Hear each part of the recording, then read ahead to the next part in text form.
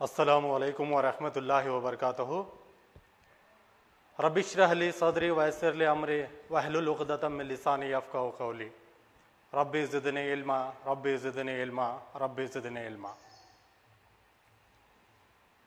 अजीज़ तलबा व तालिबात, आप तमाम को संवेदा ई क्लासेस में इस्तकबाल करता हूँ। मेरा नाम Rafiq Tamboli, assistant teacher, government girls high school Urdu section Maski, जिला रायचूर से।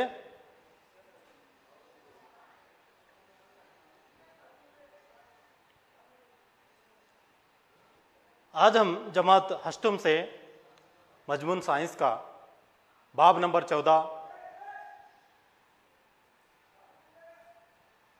बरखीरों के कीमियाई असरात यानी कि chemical effects of electric current, इसका दूसरा हिस्सा आज हम यहाँ पर पढ़ने वाले हैं। चलिए इसको कंटिन्यू करते हैं। देखिए यहाँ पर ये जो आपकी दरसी किताब है, इसमें जो है सफ़ा नंबर 58 पर क्या है ये सबक मौजूद है। इसका पहला हिस्सा हम पहले सेशन में पढ़ चुके हैं। आज हम यहाँ पर इसका दूसरा हिस्सा पढ़ने जा रहे हैं।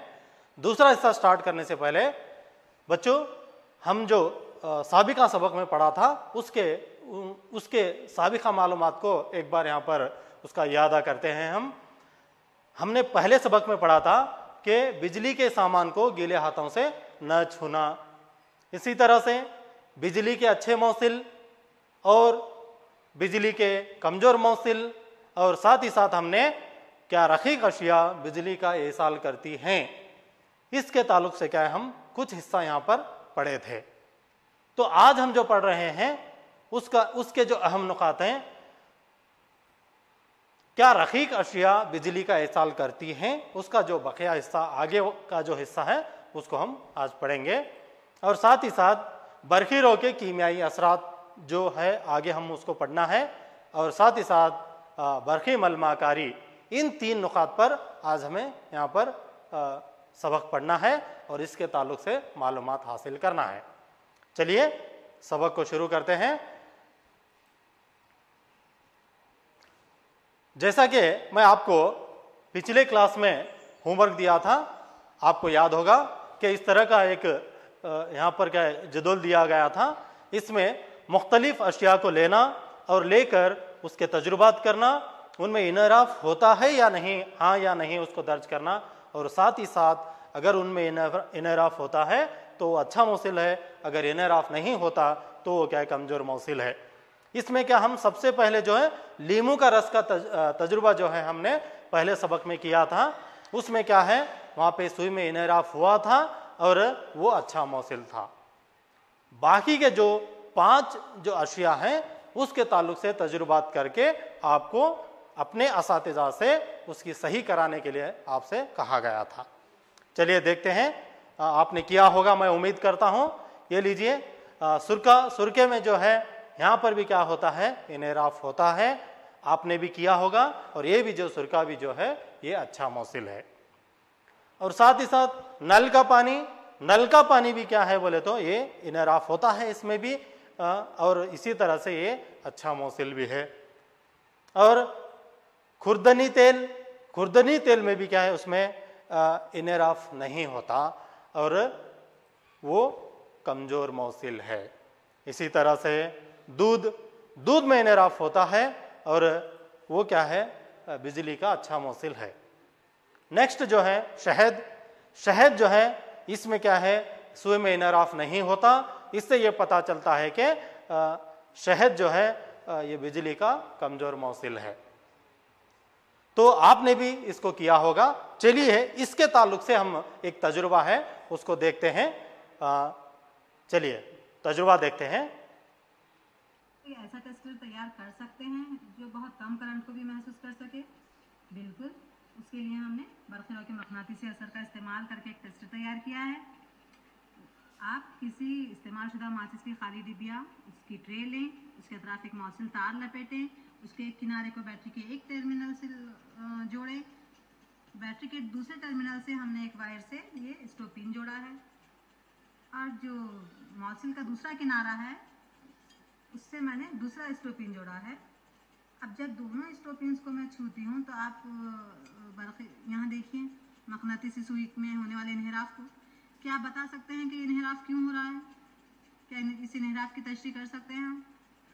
मकनातीसी सुई उस वक्त मुनहरिफ होती है जब कोई दूसरा मकनातीस उसके करीब आए, या उस वक्त भी इन्हिराफ होता है जब कोई बरक़ी रौ ले जाने वाला तार उसके करीब हो। हम यहाँ पर इस टेस्टर की मदद से मुख्तलिफ रक़ीक़ में इन टेस्टर्स को गुजार के देखेंगे कि कौन से रक़ीक़ बरक़ी रौ के अच्छे मौसिल हैं और कौन से बरक़ी रौ के कमज़ोर मौसिल हैं। उसके लिए मैंने लिया है लीमू पानी। इस लीमू पानी में जब मैं इन टेस्टर को गुजारती हूँ तो आप सुई में होने वाले इन्हिराफ पे गौर कीजिए। इन्हिराफ हो रहा है यानी ये बरक़ी रौ का अच्छा मौसिल है। हर मर्तबा आप इन रक़ीक़ में डुबोने पर दूसरे रक़ीक़ में डुबोने से पहले इसको पानी में अच्छी तरह धो के खुश्क कर लें। पानी में अच्छी तरह से धो के खुश्क कर लिया है। अब इसमें डालूंगी, अब मैं विनेगर में इसको डालूंगी। विनेगर में मैंने इसको दाखिल किया है। देखिए विनेगर में होने वाला रिएक्शन किस तरह हमें बुलबुले नज़र आ रहे हैं।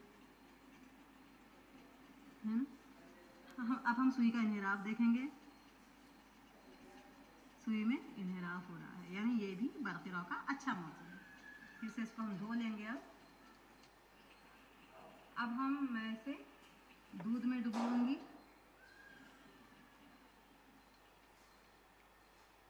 स्टर को डुबोएंगे नल के पानी में।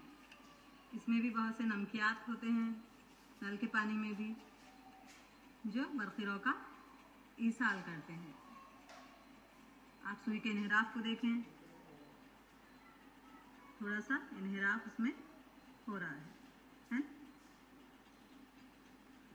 अब हम इसको डुबोएंगे शहद में। शहद में डुबोने पर सुई में कोई इन्हिराफ वाक़ई नहीं हुआ क्योंकि ये अपने अयांस में तहलील नहीं होता। अब मैं इसे धो के तेल में डुबोऊंगी, पकवान के तेल में। यहाँ पे भी हमें सुई में कोई इन्हिराफ नज़र नहीं आता।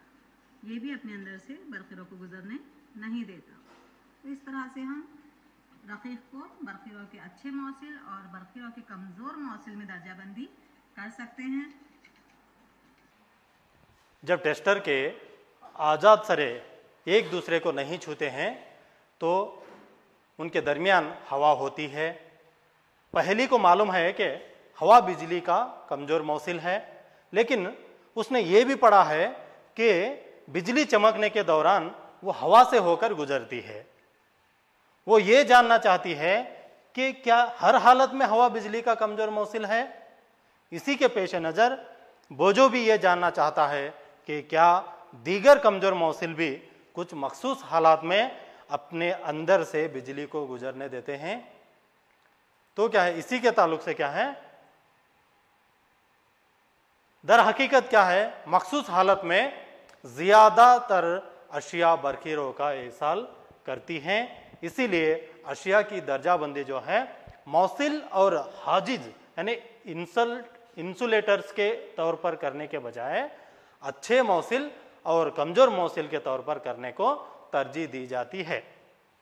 हमने नल के पानी में बरक़ी रौ के एसाल की जांच की है। आइए अब हम क्या करते हैं, कशीदा पानी जो कि डिस्टिल्ड वाटर होता है उसमें क्या है बरक़ी रौ का एसाल होता है या नहीं उसको भी समझेंगे। जिस तरह हमने रक़ीक़ मुख्तलिफ अशिया के लिए तजुर्बात किए थे, उसी तरह से हम क्या करेंगे, कशीदा पानी के लिए भी उसी तजुर्बे को दोहराएंगे। तब क्या होगा, वहाँ पर हमें पता चलेगा कि कशीदा पानी जो है उसमें हम उस टेस्टर का इस्तेमाल करेंगे तो वहाँ पर इन्हिराफ नहीं होगा। नहीं होने से क्या पता चलता है कि कशीदा पानी यानी कि डिस्टिल्ड वाटर जो है वो बरक़ी रौ को एसाल नहीं करता और कशीदा पानी अच्छा मौसिल नहीं है। इस बात से हमें यह पता चलता है। जब कशीदा पानी में नमक को घोला जाता है, डिस्टिल वाटर जो है उसको जो नमक में घोला जाता है तो हमें नमक का महलूल हासिल होता है। ये बिजली का मौसिल है। जो पानी हमने टोंटी, नल, कुओं और तालाबों जैसे जराए से हासिल करते हैं वो खालिस पानी नहीं होता। इनमें बहुत से नमक घुले होते हैं। मादनी नमकों की थोड़ी मिकदार इनमें कुदरती तौर पर मौजूद होती है, इसलिए ये पानी बिजली का अच्छा मौसिल होता है। इसके बरक्स क्या होता है, कशीदा पानी नमकों से आज़ाद होने की वजह से ये बिजली का कमज़ोर मौसिल होता है। बच्चों, आपको समझ में आ गया? कशीदा पानी जो है ये पानी बिजली का अच्छा मौसिल नहीं होता, ये कमज़ोर मौसिल होता है। यहाँ पर जो है पानी में कुदरती तौर पर मौजूद मादनी नमक इंसानी सेहत के लिए मुफीद है, लेकिन ये नमक पानी को मौसिल बना देते हैं। इसीलिए हमें बिजली के किसी भी सामान को गीले हाथों से या गीले फर्श पर खड़े होकर नहीं छूना चाहिए। ये बातें हमें जहन में रख लेना जरूरी है। हमने देखा कि जब आम नमक को कशीदा पानी में घोला जाता है तो क्या होता है, घोला जाता है तो क्या होता है, उसे अच्छा मौसिल बना देता है। और कौन सी ऐसी अशिया हैं जो कशीदा पानी में घुलने के बाद उसे मौसिल बना देती हैं? आइए उसको मालूम करते हैं। हमें एहतियात रहे, जो भी सरगर्मियां यहाँ पर अंजाम दी जाती हैं उन तमाम सरगर्मियों को अपने असातिज़ा की मदद से, अपने वालिदैन की मदद से या फिर किसी समझदार शख्स की देख रेख में इन तमाम सरगर्मियों को अंजाम देनी चाहिए, क्योंकि यहाँ पर तेज़ाब इस्तेमाल होती हैं इन सरगर्मियों में। इसलिए आप तमाम को ज़रूरी है कि ये एहतियात बरतें। बिजली का इस्तेमाल करने वाले ज़्यादातर रकीक तेज़ाबों, असासों और नमकों के महलूल होते हैं।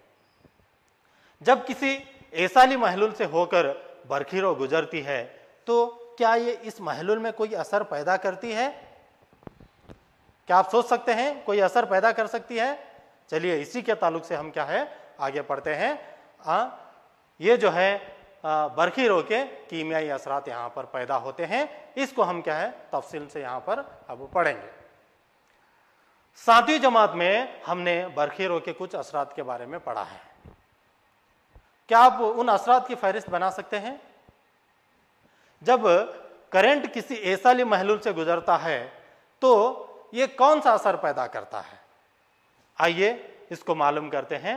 इसको मालूम करने के लिए हम क्या है यहाँ पर एक अमली काम नंबर 14.6 इसको अंजाम देते हैं। इसलिए मैंने यहाँ पर एक बीकर लिया है और बीकर में पानी है और साथ ही साथ यहाँ पर मैंने कार्बन के 2 छड़ यहाँ पर हमने लिए हैं। इसको हम बतौर इलेक्ट्रोड के यहाँ पर इस्तेमाल करेंगे और इन दोनों इलेक्ट्रोड्स को मैंने बैटरी से यहाँ पर मुंसलिक किया है।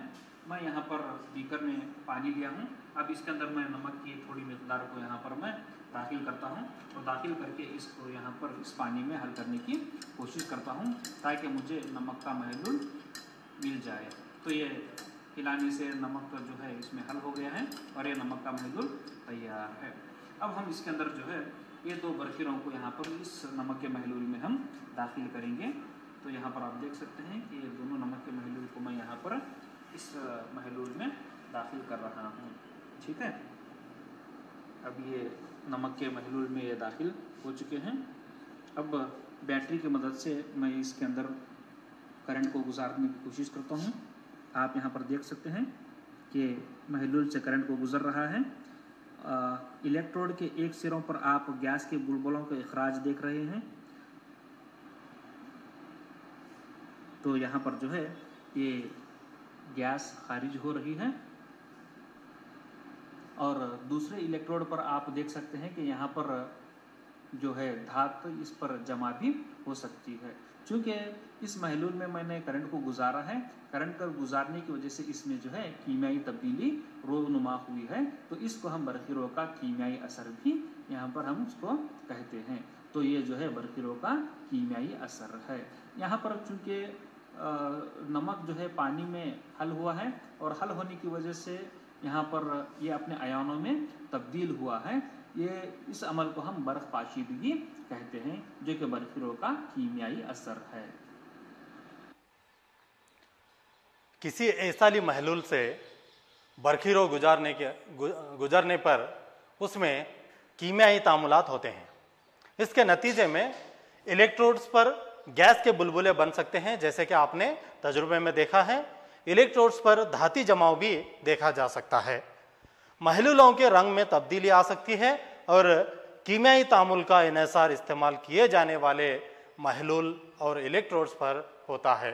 ये बर्खीरों के कुछ कीमियाई असरात हैं। इसको क्या है, हमने तजुर्बे में तफसील से देखा है। तो चलिए यहाँ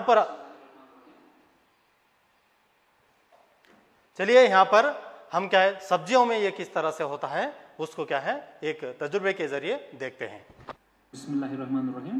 तो अजीज़ तुलबा व तालिबात, आज हम सब्जियों और फलों से बर्फीरों का ईसाल का यहाँ पर मुतालिया करेंगे। तो यहाँ पर जो है आपके किताब 8वीं जमात की जो किताब है, किताब में दर्ज एक एक्टिविटी है जिसका हम यहाँ पर मुतालिया करने जा रहे हैं। इस मुतालिया के तहत यहाँ पर आलू लिया गया है।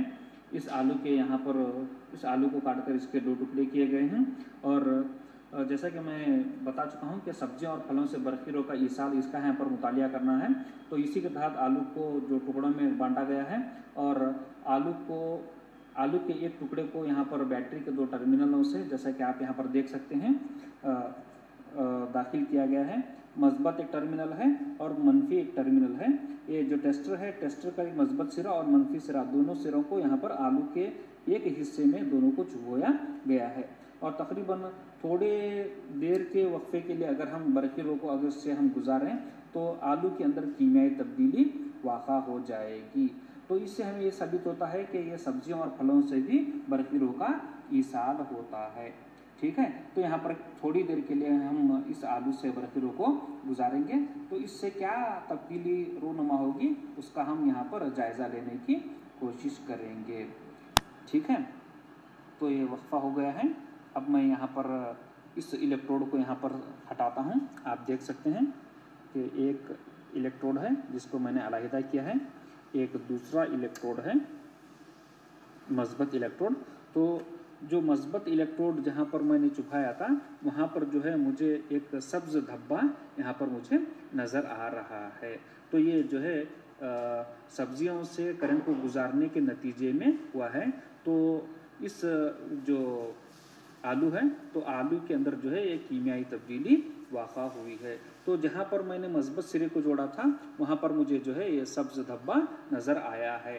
तो इस एक्टिविटी से हमें ये पता चलता है कि सब्जियों से फलों और सब्जियों से करंट गुजरती है और करंट गुजरकर इसमें कीमियाई तब्दीली रोनुमा होती है। और दूसरी जो अहम बात यह है कि जो मस्बत सिरा जहाँ पर मैंने चुभोया था वहाँ पर मुझे नीला धब्बा हासिल हुआ है। अगर कोई बैटरी या सेल है और उसका अगर मस्बत सिरा अगर हमें पता नहीं है तो इस एक्टिविटी के ज़रिए से हम मस्बत सिरे को मालूम कर सकते हैं। तो जहाँ पर मस्बत सिरा होगा वहाँ पर फलों के ऊपर इस तरह का हमें धब्बा हासिल होगा। तो जो धब्बा वाला जो हिस्सा है वो मस्बत सिरे को जाहिर करता है। अजीज तलबा व तालिबात, अभी तक हमने जो है बर्खीरों के कीमियाई असरात के ताल्लुक से पढ़ रहे थे। अभी नेक्स्ट एक पॉइंट है यहाँ पर बर्खी मलमाकारी।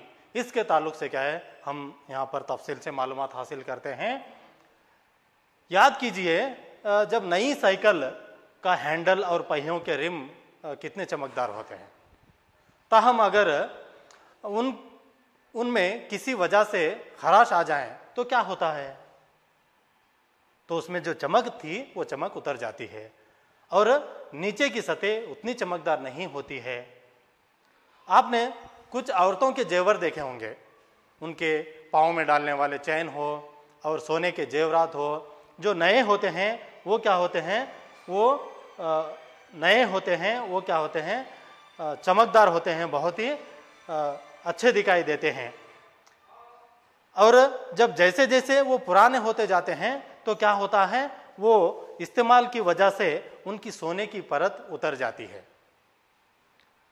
और नीचे की चांदी या किसी और धात की सतह नजर आने लगती है। इन दोनों ही हालतों में एक धात के ऊपर दूसरी धात की परत चढ़ी होती है। क्या आप जानते हैं कि एक धात के ऊपर दूसरी धात की परत किस तरह चढ़ाई जाती है? आइए इसको हम खुद करके देखते हैं कि ये किस तरह से बरकी मलमाकारी की जाती है।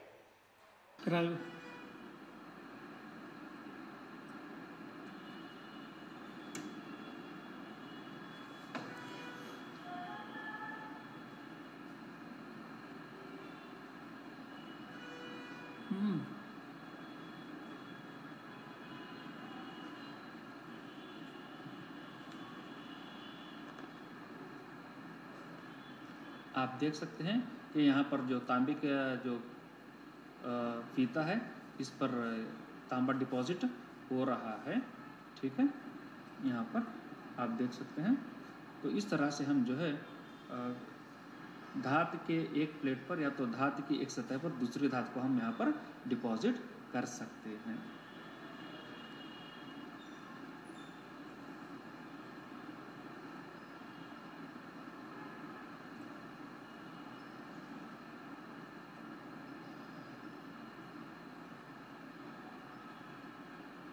अगर मैं टर्मिनलों को रिवर्स करूं तो जो तांबे के प्लेट पर जो तांबा आकर जमा हुआ है वो निकल कर फिर महलूल में चला जाएगा और महलूल के ज़रिए से फिर दूसरी धातु प्लेट पर वो जमना शुरू हो जाएगा। ठीक है, यहाँ पर हम इसको देखने की कोशिश करेंगे।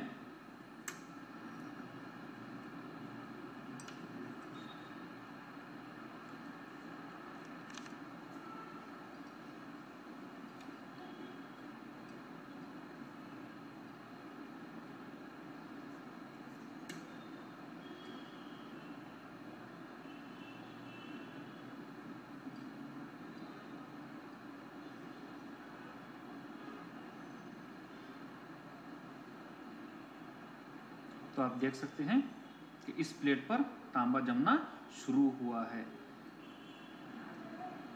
जिस पर जमा था उससे यह तांबा निकल रहा है। तो यहां पर यह अमल रिवर्स हो रहा है।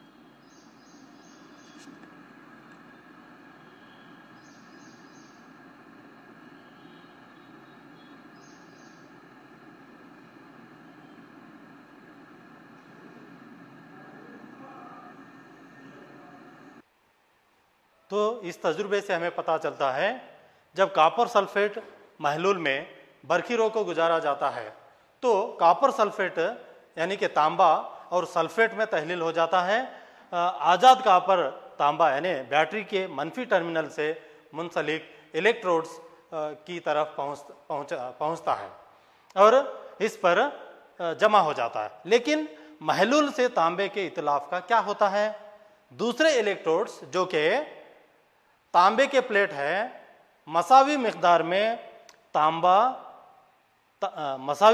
क्या होता है? तांबा महलूल में घुल जाता है। इसी तरह महलूल से जो तांबा कम हो जाता है वो महलूल में दोबारा आ जाता है और ये अमल जारी रहता है। इसका मतलब ये हुआ कि तांबा एक इलेक्ट्रोड से दूसरे इलेक्ट्रोड में क्या होता है, यहाँ पर उस पर जो है मुंतकिल हो जाता है। इस तजुर्बे से हमें इस बात का पता चलता है। प्यारे बच्चों, बिजली के जरिए किसी शय पर किसी मतलूबा धात की परत चढ़ाने, ये जो चढ़ाने का जो अमल है ये जो है बरकी मलमाकारी यानी इलेक्ट्रोप्लेटिंग कहलाता है।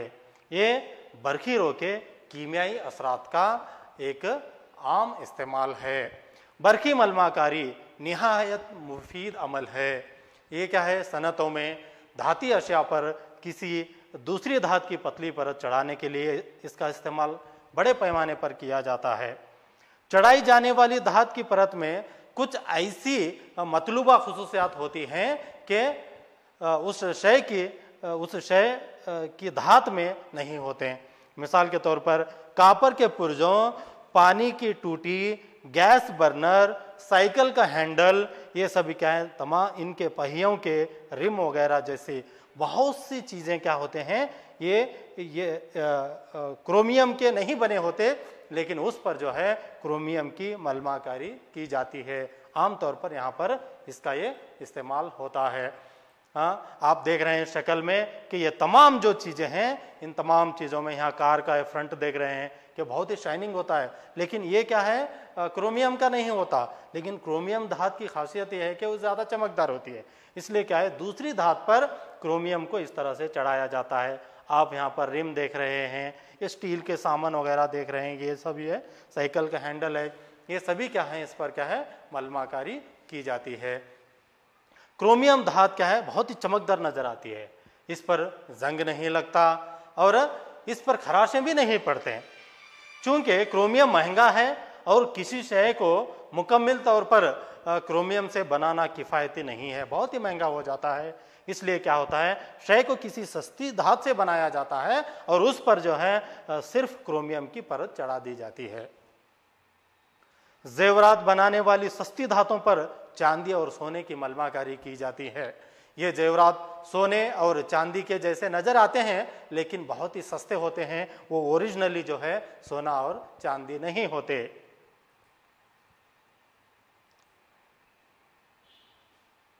ग़िज़ाई अशिया का ज़ख़ीरा करने के लिए इस्तेमाल में आने वाले टिन के डब्बों में लोहे के ऊपर टिन की मलमाकारी की जाती है। टिन लोहे के मुकाबले कम तामुल पजीर होता है। इस तरह ग़िज़ाई अशिया लोहे के राबिते में नहीं आ पाते और ख़राब होने से बच जाती हैं। पल्लों और मोटर गाड़ियों को मजबूत बनाने के लिए लोहे का इस्तेमाल किया जाता है। हालांकि लोहे में ताकुल और जंग लगने का रुझान है, लिहाजा इसे ताकुल से और जंग लगने से बचाने के लिए क्या करते हैं, उस पर जस्त की परत चढ़ा दी जाती है। हाँ, बरखी मलमाकारी के कारखानों में इस्तेमाल शुदा ईसाली महलूल को ठिकाने लगाना एक बहुत बड़ा मसला है। ये आलूदगी फैलाने वाला कचरा है और माहौल के तहफ़्फ़ुज़ के लिए इस किस्म के कचरे को ठिकाने लगाने के लिए मखसूस रहनुमाई उसूल बनाए गए हैं। उन उसूलों पर अमल करके उसको ठिकाने लगाना चाहिए। तो बच्चों, आपने अभी तक जो भी पढ़ा है उसके ताल्लुक से हम एक मशक़ी सरगर्मी करते हैं। आपको इस पर ध्यान दें, गौर से देखें और जवाब देने की कोशिश करें। तो सबसे पहले लेते हैं, यहाँ पर हम खाली जगहों को पुर करते हैं। सबसे पहला सवाल है, बरखी रो का एसाल करने वाली ज़्यादातर रकीक अशिया डैश डैश और डैश के महलूल हैं। क्या आप बता सकते हैं? हाँ, तो आपने बिल्कुल सही कहा। तो ये जो है तेज़ाब, असास और नमकियात के महलूल हैं। चलिए दूसरा सवाल देखते हैं। किसी महलूल में बरखी रो गुजारने पर डैश असर पैदा करते हैं। कौन से असरात पैदा करते हैं बताइए? हाँ, वेरी गुड। तो ये जो है कीमियाई असरात पैदा करते हैं। नेक्स्ट सवाल, अगर आप कॉपर सल्फेट महलूल से बरखी रो को गुजारते हैं तो कॉपर बैटरी के डैश टर्मिनल से मुंसलिक प्लेट पर जमा हो जाता है। बताइए क्या है जवाब? हाँ, तो सही बताया आपने।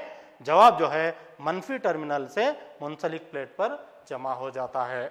और नेक्स्ट है, बिजली के जरिए किसी शय पर मतलूबा धात की परत चढ़ाने का अमल क्या कहलाता है? बताइए।